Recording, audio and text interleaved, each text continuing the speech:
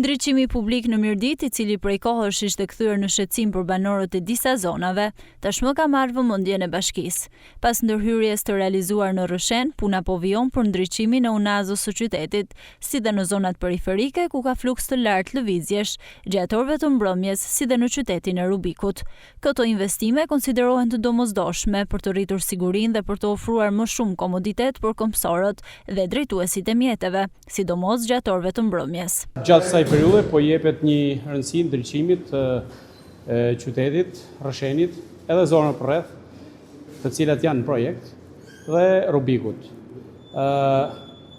Agjencia Punëve Publike e Bashkisë Mirdit po jep rëndësi të veçantë kësaj ose këtij projekti për t'u ndihmë sa më shumë banorëve në për zonat të cilat janë shumë të aksesueshme në gjatë periudhës pasdites, domethënë kur fillon errësira. Tani jemi duke punuar për ndriçimin e unazës së qytetit, e cila do të vazhdojë edhe tek rruga e Kodrëshenit, pastaj do shtrihet edhe drejt Ndërfushasit, si dhe jemi duke punuar në Rubik për ndryshimin e gjithë ndriçimit të qytetit, i cili është i amortizuar.